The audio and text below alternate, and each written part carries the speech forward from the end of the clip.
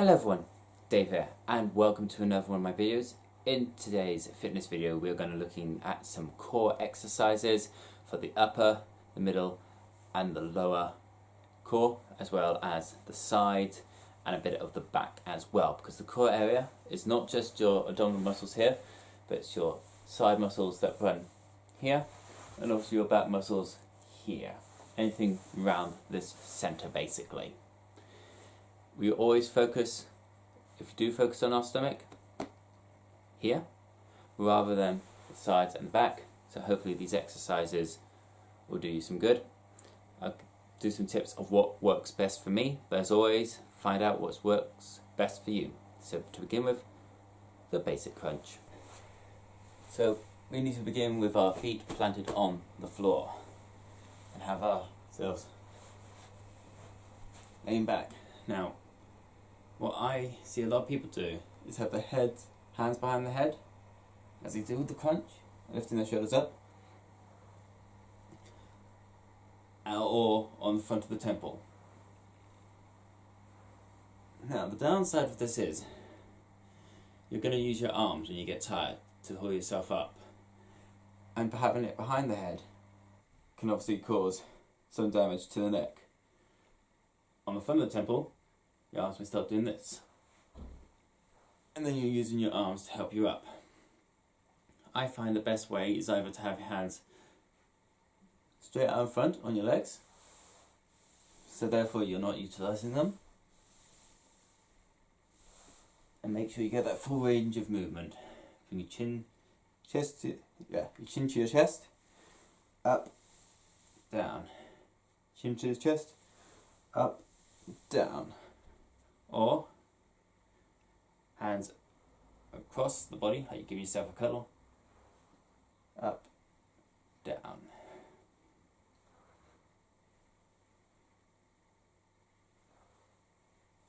This will give you more of a workout on the upper two muscles of your abdomen.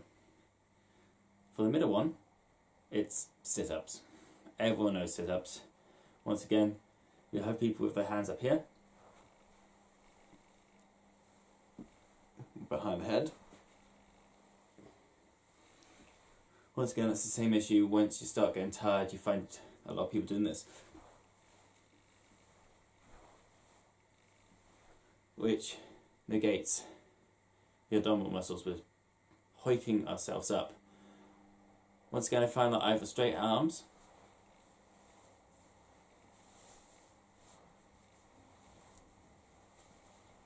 or crossed arms is the better technique as you get more of a workout from the sit-up.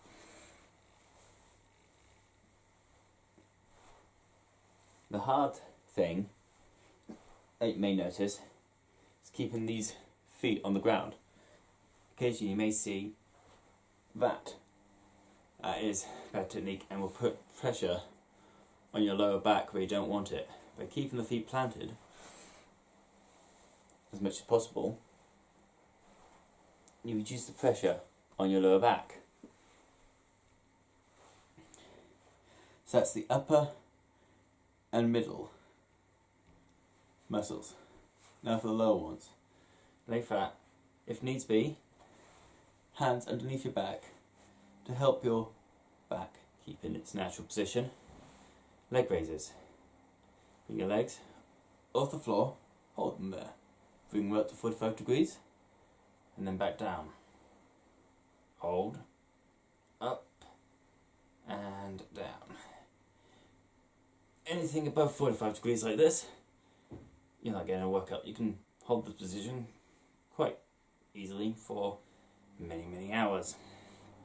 However, between the motions of 45 and any touching, our muscles are under constant tension, therefore getting more of a workout. And by keeping our legs straight, we have more weight over a longer base. And if you do this, I'm pretty sure that you soon find that this is doing absolutely nothing for you. And once again, you could do it all day. keeping it out. By keeping it out, it helps increase the tension. And then when you're finished, your reps, hold for 20 seconds, 30 seconds, a minute, and then relax. This will help the lower part of the six-pack muscles. Another one you can do is referred to as either scissors or bicycles, depending on where you go. Once again, it's the same as the leg raise, but one leg is at 45 degrees and one leg's on the floor. Well, just above the floor. And then just change. This starts working a bit more of the side as well. A few exercises that work the entirety of the stomach. One of them being the full body sit-up. Arms crossed, feet slightly off the floor.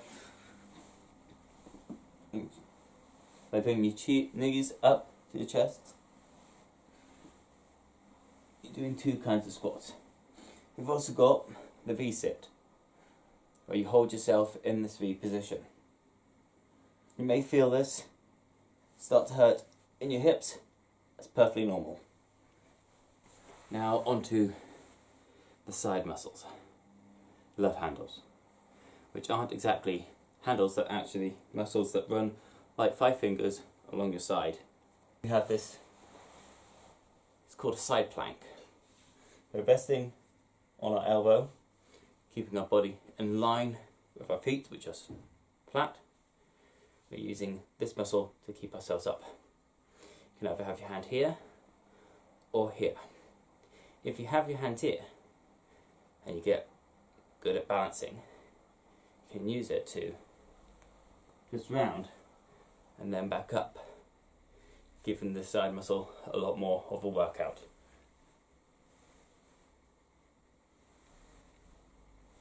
If you can't do that, don't worry, just keep your hand either here or up straight, and this will do the work for you.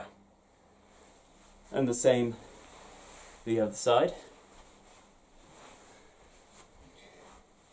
Get yourself in that nice straight position, put yourself up, hand up or here. Once again, when you get more comfortable with it,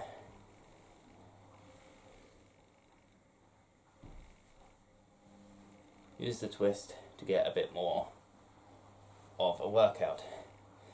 And if you get really good at it, take one leg up and start putting it in for both sides simultaneously. We'll be doing that today. One other thing that you probably see a lot of is the plank. Yes, the plank. Just basically hold yourself in this position. However, as it's not a movement, it is just a holding position. Once you get to be able to hold it beyond, say, 30 seconds, it becomes a bit of a pointless exercise. However, it is starting to work these muscles in the back, as well as all of the muscles at the front. To make the plank more harder, take a leg away, take an arm away, and change to the other side.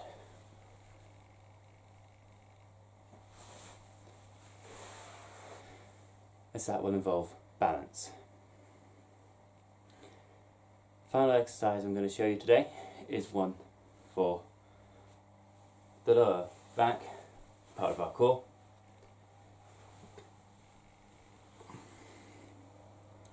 Lying down, hands in the middle of the back, feet on the balls of your feet.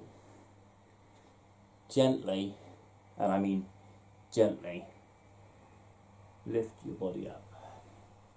Hold for a few seconds and down. Lift up and down. With your hands here, you can feel the muscles tensing and working. Do not yank yourself up. You may cause yourself some damage. If you want to make this one a little harder, point your feet, lift them up the floor slightly to about 45 degrees and hold in a reverse V. More like a very flat U. And then down and up, not letting your upper chest, where your shoulders are, rest too far on the floor. So your back is under, your back muscles are under constant use. And then relax. And then stretch yourself out. There are obviously many more core and back exercises that we can do to strengthen not only our core, but our chest, the whole side, including the lateral muscles, the whole back as well. These are just a few things I found that work the entirety of the core or individual aspects of it. Remember, when you're doing these exercises, you have the space to do it and the confidence to do them. Till next time, this is Dave. Keep fit, stay fit, be fit.